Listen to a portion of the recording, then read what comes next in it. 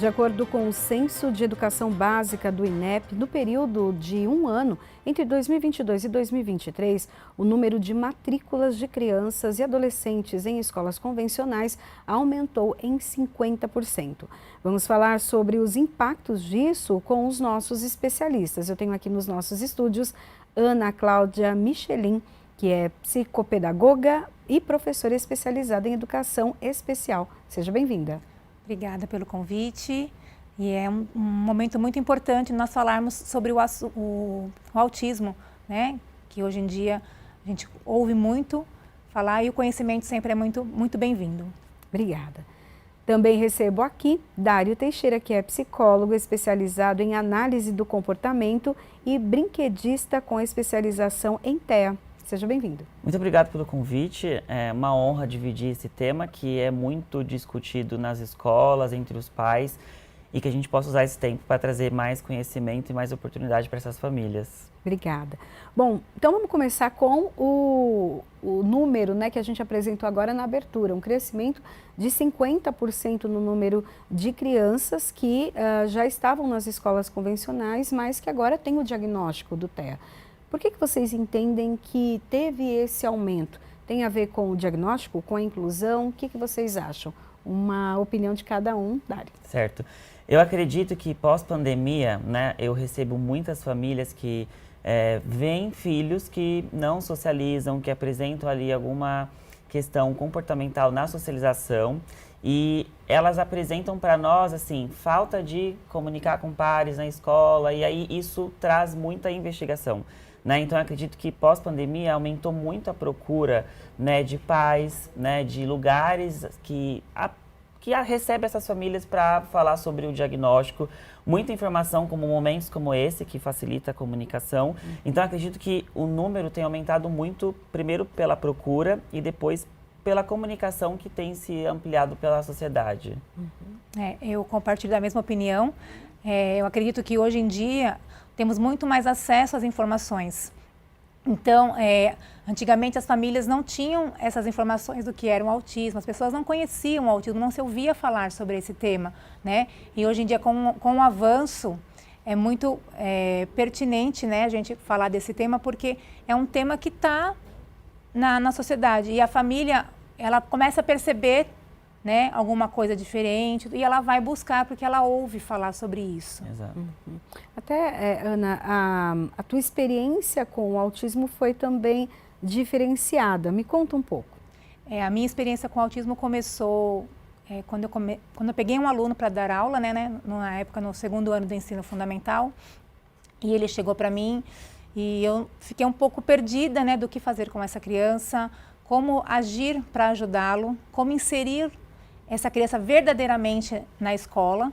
Ele já tinha o diagnóstico fechado? Ele já tinha o diagnóstico fechado, quando ele chegou para mim. Ele chegou com uns 7 anos, né?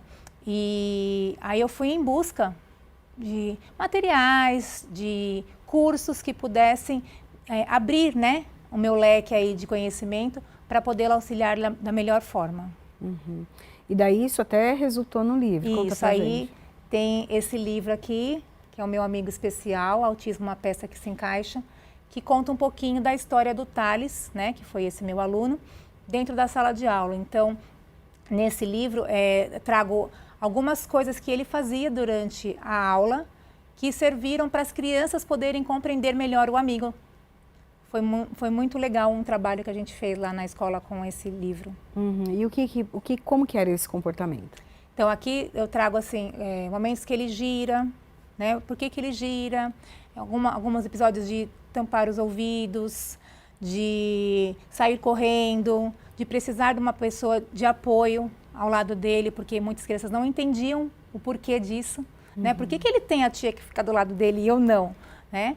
Então, aqui tem alguns comportamentos, até um desenho dele que ele fez numa das aulas, ele está aqui também no livro, que conta um pouquinho do que ele gostava. Então, esse livro ele foi pensado para auxiliar as crianças a entenderem um pouquinho melhor o autismo. E como foi esse processo de ajudar as crianças a entender, mas também a reação delas? Olha, foi extremamente gratificante. Eu falo, até me emociono até hoje, porque assim, foi um trabalho muito legal. A turma foi muito receptiva com tudo isso, tanto as crianças quanto as famílias, né? Então, eles tinham uma preocupação muito grande em fazer o Thales estar realmente inserido na sala de aula. Né? Ele não era apenas uma criança de inclusão colocada numa sala de aula. Ele foi uma criança de inclusão trabalhada verdadeiramente, em todos os aspectos. Então, as crianças brigavam para ficar com ele na hora do recreio, queriam sentar ao lado dele para ajudá-lo na lição. Então, eu acredito que teve um envolvimento muito grande de toda a turma. Dário, fala um pouquinho para a gente até desse trabalho, né? Porque é diferenciado, é um desafio para um professor receber uma criança que tem alguma necessidade a mais que as outras, né? Total, eu assim, quero agradecer e também parabenizar você pelo livro, porque eu vejo que é uma forma de psicoeducação, né, para as famílias e para outras crianças. Eu atuei antes de estar onde eu atuo hoje, numa escola adaptada, né, onde a gente recebe crianças TEA de 3 anos a 22 anos. E é um processo muito individual de você saber o nível de comprometimento daquela criança e saber aonde você vai estimular, né, qual que é o lugar. Então, eu vejo que muitos professores que hoje eu acabo dando consultoria e orientação, eles vêm buscar qual a melhor forma de eu ensinar para o meu aluno, qual a melhor forma de eu dar uma atenção, porque eu tenho 30 alunos numa sala, como que eu vou conduzir uma atividade, sendo que todos aqui vão entender e esse meu aluno não, né? Eu também tenho uma paciente de 14 anos que está inserida numa sala de aula com 25 alunos e ela tem uma dificuldade muito grande, então a gente ainda tudo com uma estratégia de onde que ela vai sentar, a forma da didática é uma forma que vai ser, né, funcional para ela, então eu percebo que existe sim, né, uma barreira ali de trabalho, mas que os professores eles têm procurado muito, recebo muita procura de professores, de profissionais que têm buscado a melhor forma de trazer esse ensino estruturado para essas crianças e esses adolescentes TEA, né?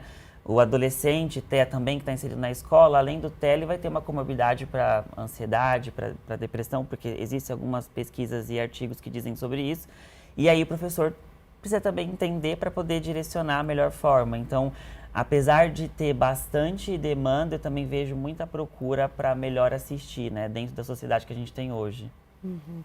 E qual foi o principal desafio, né? Você disse que a primeira coisa, né, quando ele chegou, o que eu faço? Mas e depois? Qual foi o primeiro, né, depois, aquele segundo desafio, então? Eu acho que a questão de adaptação de material. Foi uma coisa que eu tive muita dificuldade de começar a montar esses materiais para ajudá-lo. Então, comecei a pesquisar na internet, um monte de coisa, fui fazer curso, fui fazer várias coisas para poder realmente fazer com que ele conseguisse entender aquilo que eu queria que ele entendesse. Então, foi mais ou menos uns 5 meses que eu fiquei, né, ainda um pouco mais insegura, vamos dizer assim, porque eu estava buscando coisas para ajudá-lo.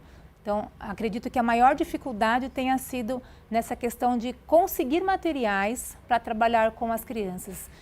Por isso que até depois eu comecei a ministrar cursos na área, né, para auxiliar esses professores como adaptar esses materiais. E como que foi a adaptação para o TEL? Foi fácil, não? Porque cada um tem uma limitação, né? Sim. O Thales, ele veio para mim já alfabetizado, tá, no 2º ano. Então, assim, ele entendia muitas coisas que estavam escritas, ele copiava a lição de caderno, ele respondia, mas tem algumas características, né, que ele tinha seguido uma vez, eu dei uma atividade que ele tinha que pintar um cachorro quente.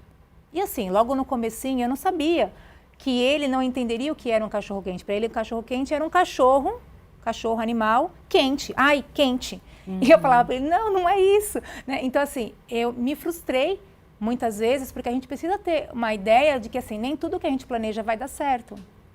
Né? É um desafio diário, porque o que dá certo com uma criança não dá certo com a outra. Então, foi um desafio muito grande, mas, assim, teve um grande sucesso. Foi muito, muito gostoso, assim, ver o avanço dele em relação aos conteúdos, em relação a tudo que a gente tinha proposto para ele naquele ano. Dário, imagino, né, que como cada criança e adolescente age de uma maneira, trazer ali, né, essa questão, um cachorro quente para é comum, Sim. né? Sim. Mas para eles entendem literalmente, né? Literal ali. Exato, eles são muito literais e eu contribuo muito e concordo com a fala que a Ana trouxe sobre a nossa expectativa enquanto profissional, né? Porque você prepara ali uma demanda, prepara ali alguma atividade e aí você entende que todo mundo vai entender, que vai reproduzir depois e cada um sempre vai ter uma habilidade que a gente primeiro precisa identificar para poder estimulá-la de forma correta. Então, algumas crianças vão ser mais do concreto, então elas vão aprender de forma mais estruturada, então eu não posso só passar como um auxílio verbal, eu preciso ter um auxílio visual. Outros precisam, além do visual, de um auxílio gestual ou um auxílio completo, que a gente chama de ajuda física total. Então, existem ali alguns caminhos que é muito do individual, né, que a gente precisa identificar e preparar esse caminho adaptado para ele, né? Tem algumas formas de trabalhar, principalmente dentro de escolas que a gente acaba dando suporte sobre entender, assim, qual que é o processo daquela criança, como que ela fica inserida no grupo, porque também é um outro impacto, né? E qual que é o impacto do ambiente que ela tá, que pode gerar ou não uma forma de barrar o aprendizado dela, que é o comportamento operante. Então, é muito importante esse contato até com os professores, porque eles que são ali o espelho e o foco da sala de aula, e a gente, na minha profissão, entra como suporte. Então, entender o individual da criança e entender o contexto que ela está na sala faz a diferença. Até esse suporte, ele é garantido por lei, né? Sim, é garantido por lei. Eu vejo e recebo muitas famílias que não sabem dessa proteção, né? Eu vejo como uma proteção mesmo, assim. Eu falo com várias escolas, desde escolas privadas a públicas, para a inserção de alguns profissionais que vão auxiliar essas crianças nas escolas e eu vejo algumas resistências, né? Mas geralmente sempre falo que a comunicação é a porta para tudo e aí eu mostro sempre assim que não é o nosso papel e trabalho e objetivo tirar o foco do professor, mas sim auxiliar aquela criança a entender o que ela precisa fazer naquele lugar. Esse é o papel do professor, além de ensinar, mas quando a gente fala de comportamento, né, e comportamento adaptativo no grupo, muitas das vezes foge um pouco do contexto. Então, é um direito de lei, né, que as famílias precisam se assegurar para que os seus filhos sejam assistidos e possam desenvolver aí as habilidades. E como funciona esse tipo de trabalho ali no dia a dia? Esse professor, ele ajuda a criança ou adolescente de que maneira? Certo. Hoje, quando eu preciso inserir um profissional em sala de aula, né, geralmente nós vamos chamar de acompanhantes terapêuticos, em alguns contextos aplicadores, e dentro do escopo dele é uma sombra da criança. Então, a gente tem um professor que é o foco da sala e vai garantir ali a didática da aula. E geralmente nesse contexto físico vai ali 20 a 30 crianças e aí esse profissional, ele passa por um processo junto com a Secretaria de Educação de liberação, né? A gente participa de algumas reuniões entendendo qual que é o papel dele, qual que é o escopo dele, até onde ele pode ir e que é um trabalho em parceria com o professor, com a escola. E aí eu entro dando essa supervisão para esse profissional. Então geralmente pós Secretaria da Educação autorizar, a gente insere esse profissional em sala de aula, ele já é apresentado para a família. A gente também coloca um profissional que seja voltado para aquele comportamento da criança. Então, geralmente, se a criança tem muita questão de comportamentos disruptivos, comportamentos, problemas que a gente fala hoje, que é o bater, que é o jogar objetos, a gente coloca profissionais que tenham um treino funcional para isso e ele vai fazer o trabalho de fazer uma análise funcional daquele lugar, né? E dando suporte para o professor. O professor vai ter o olhar macro e o micro e esse profissional ele vem como sombra da criança, não fazendo pela criança, mas instruindo caminhos através do olhar do professor. E aí quando a gente constrói esse caminho de comunicação entre as duas partes, né? Tem muito resultado, assim. Eu tenho professores hoje que assim, agradecem e pedem muito auxílio do profissional, como também eu tenho alguns casos de professores que entendem que o profissional naquele momento tomou um lugar que não era para ser, e a gente conduz uma melhor forma para isso, mas esse é o caminho, né? A família traz uma orientação e necessidade, a gente entra isso com a Secretaria de Educação, selecionamos esse profissional e encaminhamos para a escola. E tem as escolas da prefeitura, do estado, que tem os auxiliares de classe que já ficam, né, também fazendo esse tipo de trabalho. E aí existem algumas salas especiais, que talvez a Ana pode trazer, mas que conduzem esse mesmo trabalho, que é como se fosse um olhar diferenciado para aquele indivíduo. Aí esse trabalho, né, é essencial para a criança, mas também para o professor, né? Sim, é muito importante esse profissional de apoio com essa criança, porque como o Dário falou, nós temos às vezes 30, 35 alunos em sala de aula e a gente não consegue dar uma atenção individualizada para aquela criança que precisa, né? E esse profissional, ele vem fazer realmente um trabalho em conjunto, né? Acho que ele vem agregar, né? A gente não está para competir com ninguém. Tem às vezes professores que às vezes não gostam, alguma coisa assim, porque acham que está olhando o trabalho, fiscalizando. E na realidade, a gente tem que ver pelo outro lado, né? Da importância daquele profissional estar te ajudando, né? De acordo com as suas orientações ali para a criança, o que aquela criança vai avançar, né? Ela vai estar o tempo inteiro com aquela criança. Então, é extremamente importante esse profissional em sala de aula. Sempre um profissional para cada criança? Nesse contexto escolar, né, não funciona muito bem por conta de quantidade de criança, quantidade de profissional, quantidade de profissionais que a própria escola estabelece para isso. Dentro do setor privado, que hoje é onde eu atuo na maior parte do tempo, é um profissional, um acompanhante terapêutico por criança. Mas eu sei que não é o contexto hoje das famílias, né, aqui de São Paulo, do Brasil, enfim. Então, geralmente, o governo ele disponibiliza alguns profissionais que atendem ali o grupo, que atendem, né? Profissionais volantes, né? Eles determinam, Isso. por exemplo, uma pessoa para uma escola X e aquela pessoa vai atender a demanda daquela escola. Exato. Seja lá quantas crianças forem, né? Se tiver, por exemplo, uma em cada sala, Ela vai ter que se virar para atender. Às vezes Exato. 2, né? Normalmente no particular a gente tem uma pessoa para cada criança especial, né? Mas no público já é um pouquinho mais, né? Eles designam mais profissionais, mas assim, não um para cada criança, um para cada sala. aí quando a gente tem um dado que no último ano o crescimento foi de 50%, aí é um alerta, porque é um crescimento muito grande. A probabilidade de ter mais do que uma criança por sala de aula com o TEA é grande. Daí como que tem que fazer? Eu participo de alguns debates, assim, principalmente em território, né, de algumas comunidades, que a gente discute justamente isso. Aumenta a demanda, consequentemente precisa aumentar o profissional, mas eu venho com um contraponto que é não só aumentar o profissional, porque a gente tem hoje muitas pessoas até procurando emprego da área, mas é aumentar o próprio recurso e o preparo do governo para esses profissionais, porque eu faço algumas visitas e treinamento em escolas, alguns eu faço de forma voluntária, outros eu faço de forma privada, mas eu percebo que o investimento para essa inclusão, ela existe ali no visual, mas não existe na prática do dia a dia, né? Eu tenho mães que o filho fica inserido na escola, mas que ela fica aguardando 4 ou 3 horas e ela sabe que o filho ele não está fazendo absolutamente nada, né? Eu tenho uma criança de um caso agora que eu cuidei, onde o filho ficava inserido na escola, às 3 horas ele não ia para o intervalo por conta de riscos, né? De querer agredir outra criança, falas do contexto escolar, não era inserido em atividades externas, então a gente precisou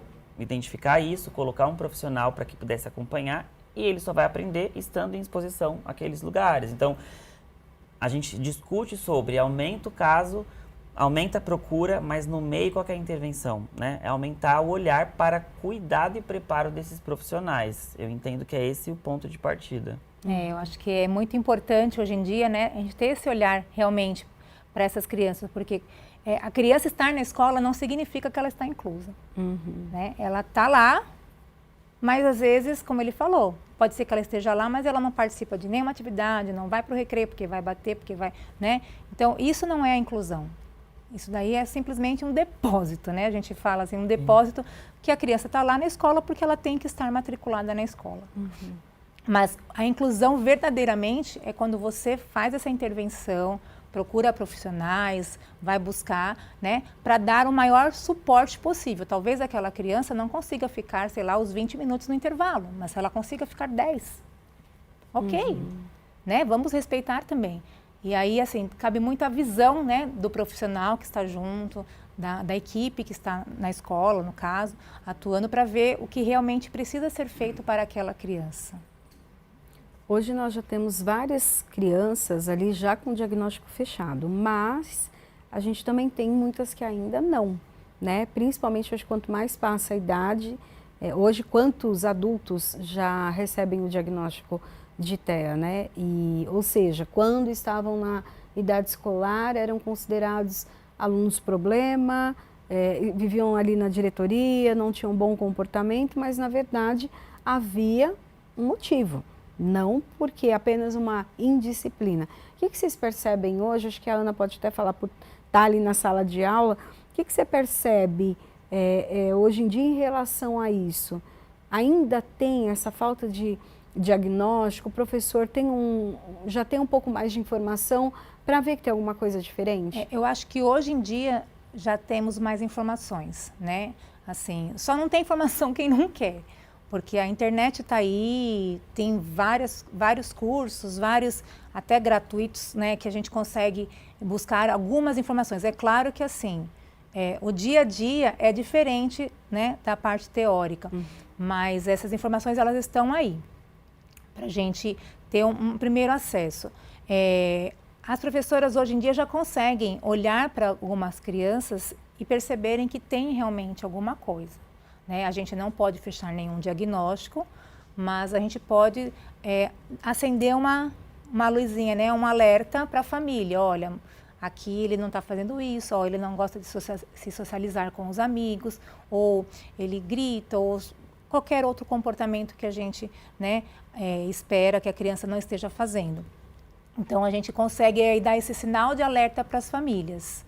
E esse sinal de alerta que as escolas emitem, assim, eu acredito que seja extremamente importante, porque a gente fala muito da intervenção precoce, né? De fazer o quanto antes, desconfiou de alguma coisa, procura um profissional. Mesmo que depois descubram que não tem nada, mas ela já começou um acompanhamento, né? Isso não vai fazer mal. Então, assim, o quanto antes essa tiver sido vista, né? Com esse olhar, e o profissional, e os pais procurarem um profissional, essa criança conseguirá com certeza ter um futuro aí melhor e um melhor desenvolvimento. E Dário, você percebe isso também? Percebo muito, e eu sempre vou dizer assim que a gente é muito parceiro dos professores, né? Eu recebo famílias que chegam por o caderno lá, né, com o recado da professora, ou então a professora chama no final de uma reunião, olha, leva o seu filho para uma avaliação.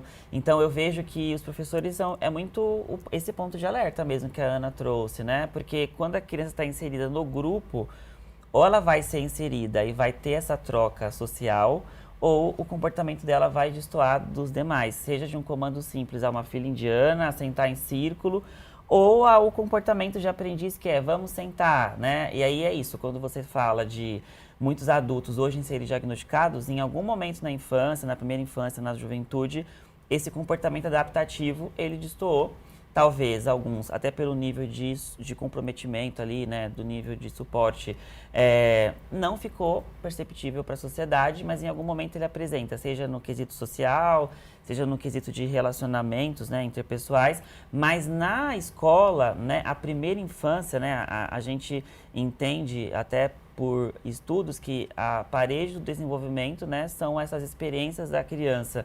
E aí a gente percebe muitos comportamentos que destoam ali do habitual e essa luz ela fica. Então, perceber isso, perceber que a janela de oportunidade, né, que é da neuroplasticidade, é o momento ideal para estimular essa criança, traz para o pai essa luz de que vai ficar tudo bem, né? Ainda que seja um diagnóstico posterior, também fica tudo bem, mas a gente precisa nomear para poder fazer a intervenção. Então, eu percebo isso e eu sempre digo para os pais, ele precisa estar inserido na escola, né? Eu recebo muitas crianças que o pai não coloca na escola por medo de como vai ser esse cuidado com o grupo, o próprio autocuidado consigo mesmo, com outras crianças, e eu digo, quanto mais ele está na escola, quanto mais ele está exposto a outras crianças, o comportamento espelho da outra criança vai também ensiná-lo de alguma forma, né?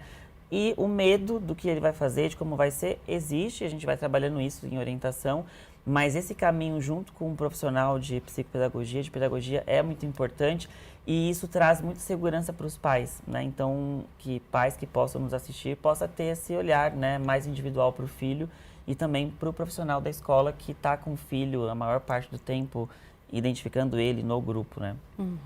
Bom, nós vamos fazer um rápido intervalo, daqui a pouquinho a gente volta, porque nós queremos saber também dos nossos especialistas os efeitos, né, de ali uma educação realmente inclusiva, o que pode gerar para essa criança no futuro e se tornar aí um adolescente, um adulto. Daqui a pouquinho a gente volta.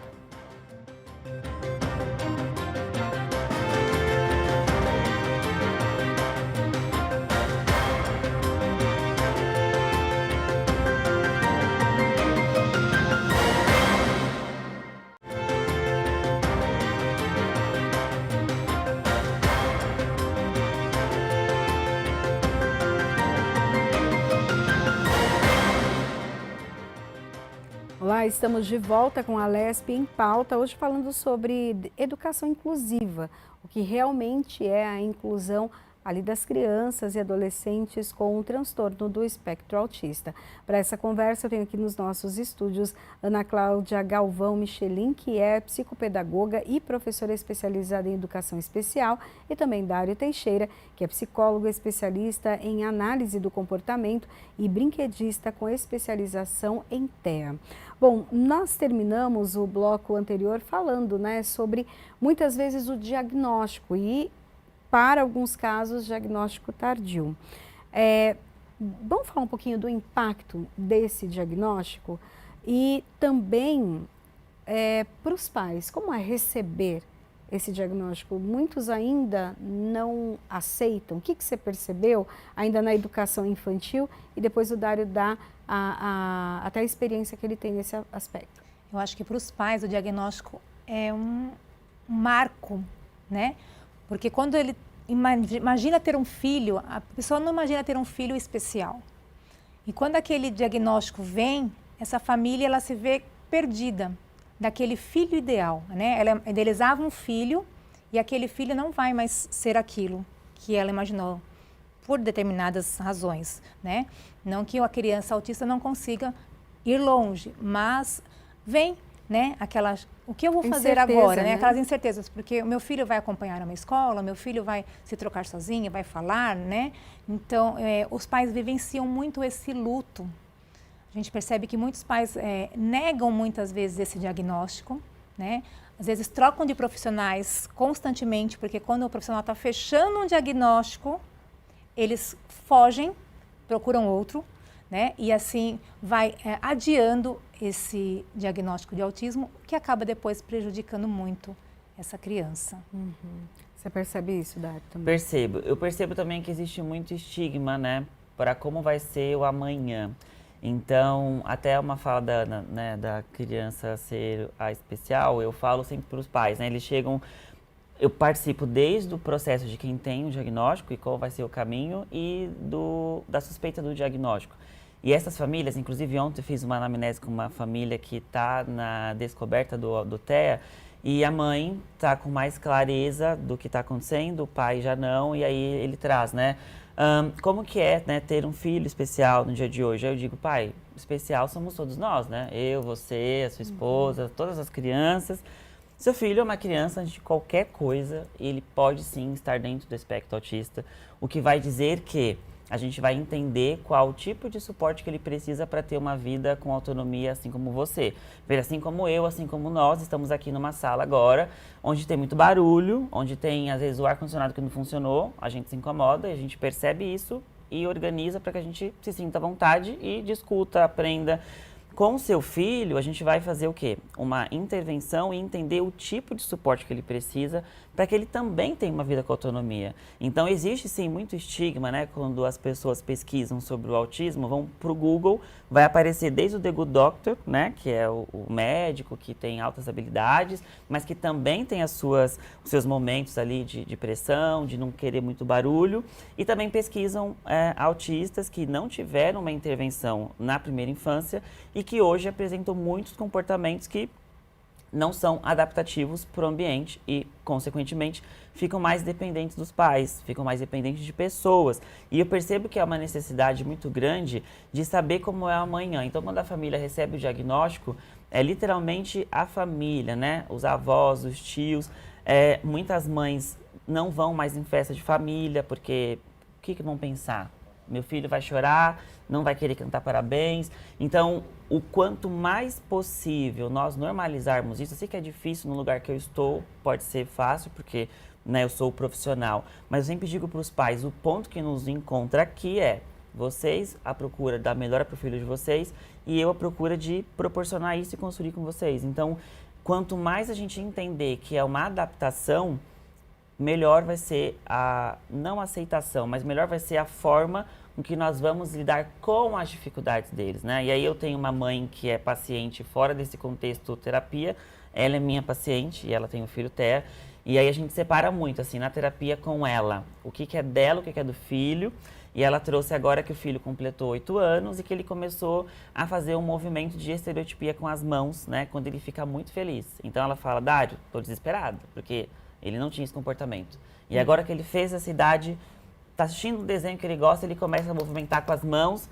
e eu não sei o que eu faço. Ele vai fazer isso a vida inteira? Eu falei, ó, da mesma forma que ele ficou tantos anos com um comportamento, agora apresentou esse, nós vamos entender qual a melhor forma de redirecionar esse comportamento. E aí, junto com a equipe, a gente entendeu que no momento que ele apresentar a estereotipia, a gente pode colocar uma bola sensorial para ele se estimular e ele trocar aquele comportamento. E tem dado certo. Então, o que eu quero trazer com isso? Que a nossa vida vai sempre ter surpresa, a vida das crianças também. E o diagnóstico, na verdade, vai direcionar um caminho que, antes de qualquer coisa, ela é criança, né? E aí, quando isso é construído em família, isso fica muito assertivo, principalmente para a criança. Uhum. O diagnóstico não é um pré-julgamento, né? Ele é o ponto de partida para que aquela criança avance. Sim. E vocês percebem também que, por mais que a gente tenha muita informação hoje, e hoje se fala muito sobre o espectro autista, a gente tem aqui na LESP, inclusive, várias ações, vários projetos de lei que tratam sobre esse tema. A deputada Andréia Werner tem um filho autista, ela, inclusive, descobriu também que tem a síndrome, isso ela descobriu agora, ano passado, né, depois dos 40, então, é uma luta que ela levanta, né? Uma bandeira que ela traz. Inclusive, esse fim de semana, eles estavam participando de uma caminhada e ela colocou foto dele ali fazendo essa caminhada, participando de uma caminhada em relação ao TEA. Quando pequenininho, o filho já demonstra, e o que ele demonstra? Para quem está em casa e está escutando toda essa nossa conversa e fala, tudo bem, mas como que eu consigo? É só um comportamento diferente? É só, de repente, começar a bater palma em momentos de euforia? Como que ela consegue olhar a mãe, o pai, olhar e falar, eu preciso buscar pelo menos uma orientação?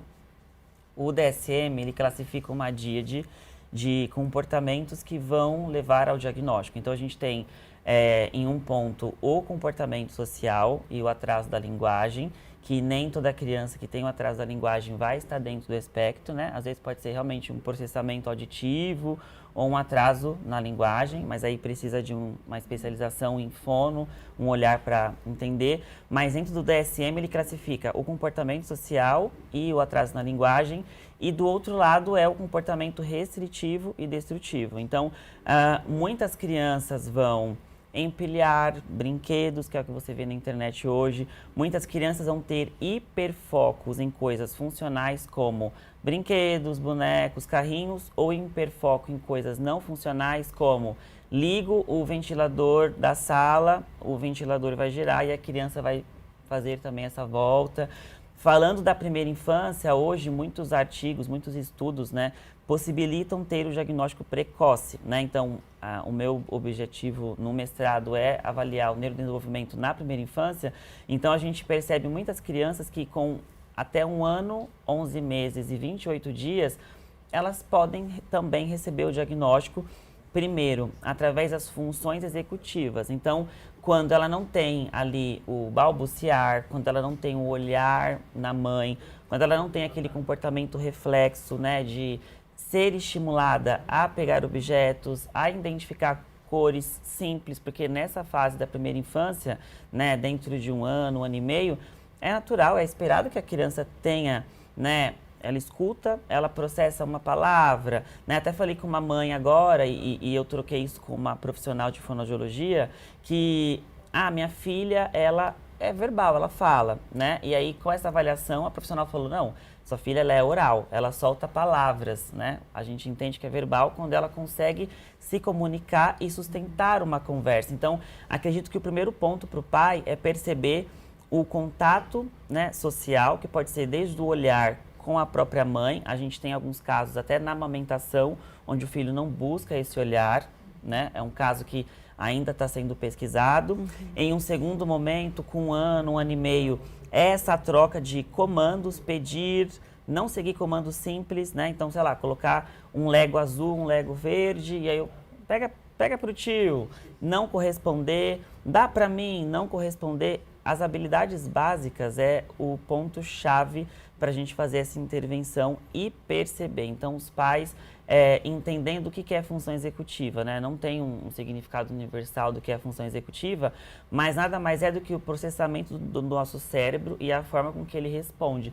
Então, se eu estou na frente de um interruptor e eu apago a luz e eu peço, apaga a luz, a criança não responde, é um ponto que é importante, porque aquilo pode ser funcional brincando, mas eu já percebo, ela não tem um comando simples de entender uma percepção que é muito ali rasa, né?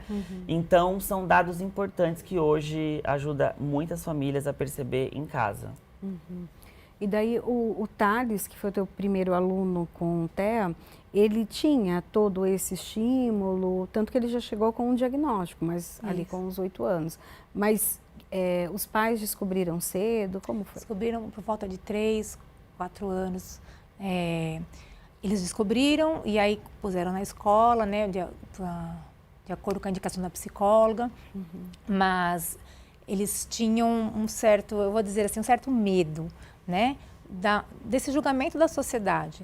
Então, eu percebia que muitas vezes as lições de casa do Thales eram assim, leve o Thales até a padaria para comprar alguma coisa e fazer tal coisa. Para ele estar inserido naquele convívio social. Que como ele comentou, né, muitos pais às vezes acabam, por causa do diagnóstico, se isolando, né, da família, dos amigos.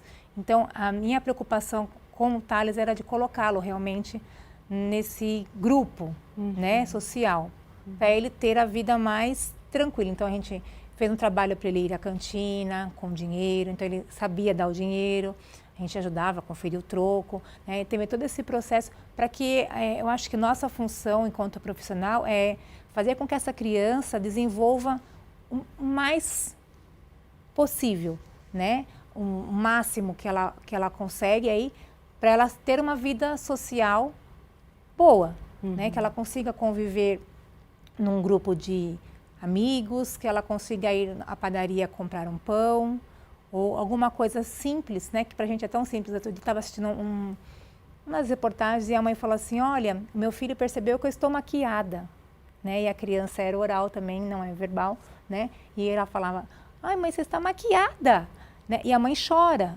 porque é uma coisa tão simples, né, mas que para esses pais que convivem diariamente com o autismo, é uma coisa assim, um ganho enorme, né? Às vezes uma ida ao banheiro, um copo de água que a criança pede, né? Para quem não falava nada, quanto que demora para a criança chegar nisso, né? Ele deve, né, ter muitos casos assim de crianças que fazem, muitas às vezes não chegam, né? Então para a mãe qualquer vitória, qualquer coisinha é um momento assim de celebrar, porque realmente é uma grande conquista. E daí a gente tem meio que a representação dele aqui com a gente? Isso, esse é o Thales, meu xodozinho. Por que você decidiu até fazer um boneco? Na realidade, esse boneco eu ganhei da escola que eu trabalho. Quando eu fiz o lançamento, né, a gente fez um lançamento com meus alunos na época, e aí eles deram para mim de presente o Thales, eu ganhei um e ele ganhou outro.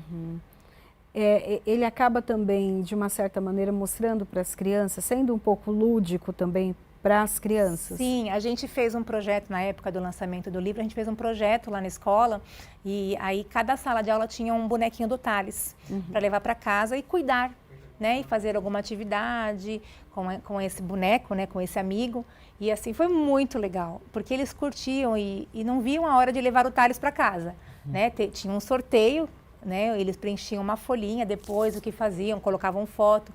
E eles curtiram demais. E o Thales, assim, ele é conhecido na escola inteira, né? Todo mundo conhece ele por conta do livro. E as crianças vêm perguntar, ah, ele que foi seu aluno? Eu falei, é, ele que foi meu aluno. Né? Porque hoje ele está com? Hoje ele está no 8º ano. Ele está no 8º ano. Está lá na escola ainda.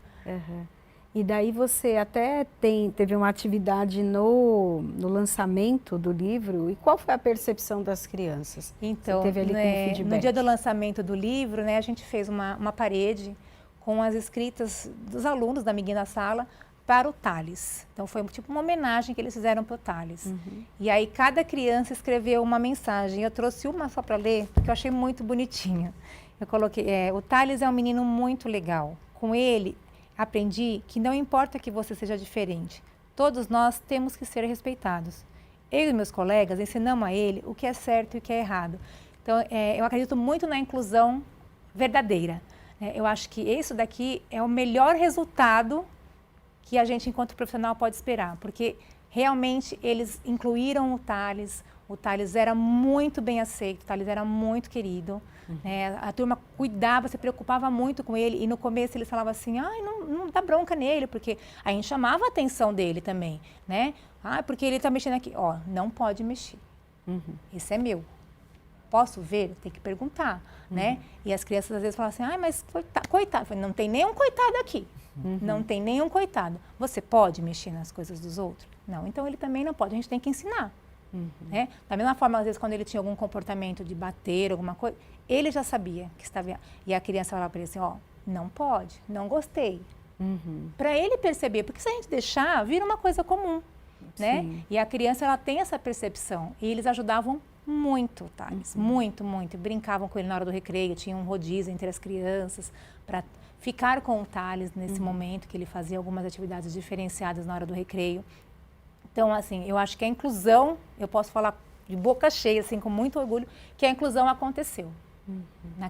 Naqueles 2 anos que o Thales ficou comigo ali, que eu pude presenciar a interação das crianças, das famílias, né? Eu tenho profissionais que me acompanham, tenho pais de alunos que me seguem na rede social, e uma delas, inclusive, é dentista, e ela colocou para mim, olha, eu fui me especializar em atender crianças com autismo por conta do seu trabalho com o Thales. Né? Então, eu acredito que assim, é um ganho. Né? A gente fica contente de saber que o nosso trabalho surtiu efeito. E qual o efeito, inclusive, disso a longo prazo? Porque ali a criança não sabe diferenciar a cor de pele, se está mais gordinho, se é mais magrinho. Criança é criança e eles se gostam por serem crianças, é isso, o fato é esse. Quando começa a crescer, começam a entrar os preconceitos, o racismo, às vezes o bullying, por conta das diferenças. Então, fala um pouquinho, Dário, para a gente desse processo, da infância, uma inclusão verdadeira para a vida adulta. Sim. Me fez lembrar, ao ouvir a Ana, uma frase do Winnicott, que ele fala que é brincando que a criança e o adulto expressam sua personalidade, né? Porque na brincadeira, hoje, na sociedade, tava brincando, aí, não, tem fundo de verdade. Então, na brincadeira, eu expresso quem eu sou. E aí, isso, a longo prazo, tem um efeito muito significativo quando você insere. Não é só um boneco que significa uma criança, né? É uma criança que a escola fez projetos para que possa ser inserida, que vai levar para casa, que vai ensinar a cuidar, que vai levar para passeios. E isso, no dia a dia de uma criança, faz com que ela aprenda que o outro é diferente. Eu vejo o outro é diferente, no sentido de nós somos aqui diferentes, né? Não pelo TEA. E muito mais ensina a olhar o outro com um olhar diferente de quem eu sou, né? Então, eu gosto de uma coisa, ela deve gostar de outra, você deve gostar de outra. Então, isso no meio da criança, assim, de forma lúdica, né? Eu estive nos Estados Unidos agora e lá o ensino tem uma forma de, com fantoches, você aproximar e reeducar crianças. E quando eu vi aquilo, eu falei, gente, preciso entender como é isso, né? E eu levei 4 fantoches, porque eu já falei, vou arrasar aqui com os fantoches. E as crianças comigo tinham uma certa resistência, mas quando eu peguei os fantoches, eu consegui acessar, assim, cerca de 20 crianças ao mesmo tempo.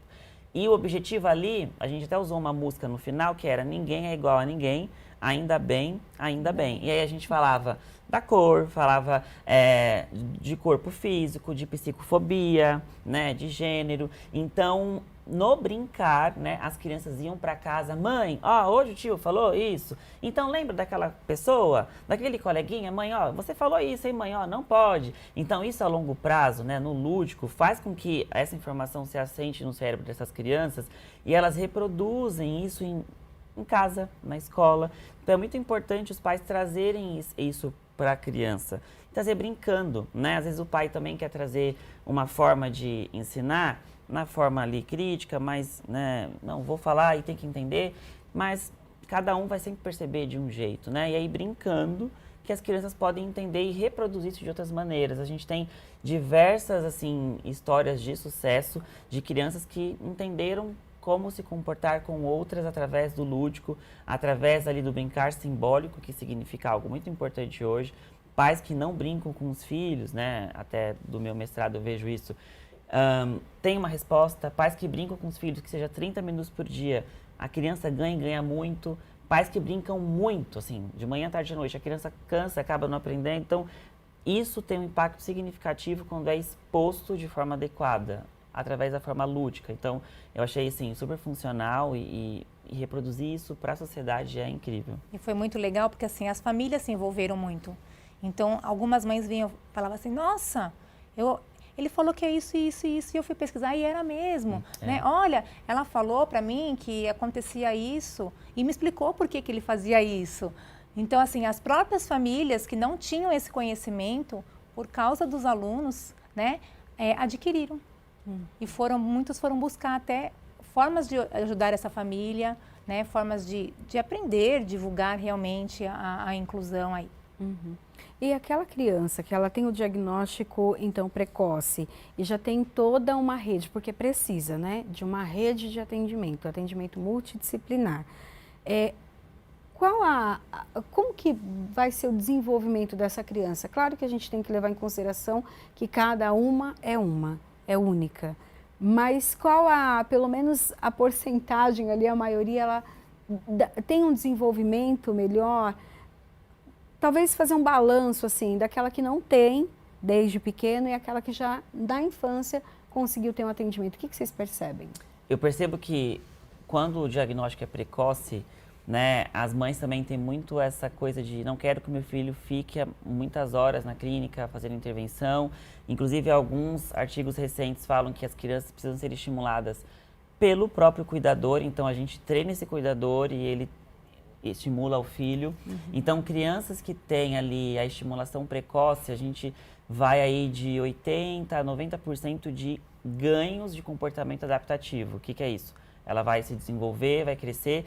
Em alguns pontos, ela vai ter gaps, e esses gaps eles já vão ser previstos e trabalhados, né? Agora, crianças, adolescentes que não têm essa intervenção precoce, que elas vão crescendo, vão sendo expostas à sociedade, e esse janela de oportunidade, né? Ela vai aprendendo de uma maneira agora mais estruturada, porque ela já está ali na adolescência, a gente percebe atrasos no desenvolvimento. Então, quanto mais cedo essa família perceber e ter o diagnóstico, mais cedo essa criança vai ter possibilidades. E hoje a intervenção, pelo menos falando até da análise do comportamento, é uma intervenção que é voltada no ambiente estruturado e no naturalista, que é aonde essa criança está inserida. Então, hoje, eu, enquanto psicólogo, não quero que a minha criança fique o tempo inteiro na clínica. Eu quero que ela fique com o pai, com o tio, com a família, e que ela seja estimulada nesses ambientes naturais por conta da janela de oportunidade. E o querer meu vem de artigos que se embasam nisso. Então, quanto mais cedo descobrirmos, mais cedo nós vamos ter possibilidades de dar a essa criança autonomia. Bom, nós estamos chegando já no finalzinho do nosso programa, mas eu quero deixar ainda um minutinho para as considerações finais de cada um assunto tão importante, tão relevante, né? Temos então dados que trazem aí um aumento do número de crianças e adolescentes com TEA incluídos, né? Ou seja, estão dentro das escolas, mas precisa ter a inclusão verdadeira, né? Inclusão que realmente vai fazer bem para essas crianças, e foi o que a gente discutiu aqui durante esse programa. Então, quero agradecer a participação da Ana Cláudia Galvão Michelin, que é psicopedagoga e professora especializada em educação especial. Muito obrigada pela sua participação e seu recado final. Eu agradeço a oportunidade de falar sobre o assunto.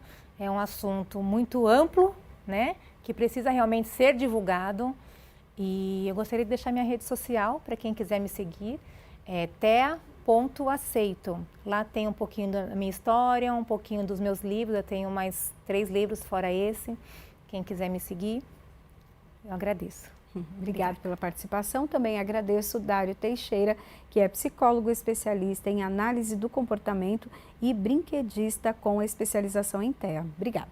Eu agradeço a oportunidade, né, e quero deixar um recado assim para famílias que muitas das vezes têm o medo, que eu acredito que é o primeiro sentimento que dá, do que vai ser amanhã. A gente só vai saber se a gente acessar, abrir essa porta e deixa eu ver o que vai ter agora, né? Então, eu sempre dou exemplo para os pais, né, de quando a gente coloca a mão na sombra, dá aquele dinossauro gigante, quando a gente acende a luz é a minha mão. Então, assim, a gente precisa acender a luz para entender o que vamos passar pela frente, né? Seja o diagnóstico, seja uma barreira. Então, que vocês possam se permitir a entender o filho, entender vocês e lidar com isso de uma forma acolhedora, né? Existem hoje muitos caminhos para intervenção, e quanto mais cedo a gente chegar até esses caminhos, mais vitórias nós vamos ter para essas crianças. Então, acho que esse é o meu recado. Obrigada. Bom, então a Alesp em Pauta fica por aqui. A gente se encontra na programação da Rede Alesp. Até o próximo programa. Tchau, tchau.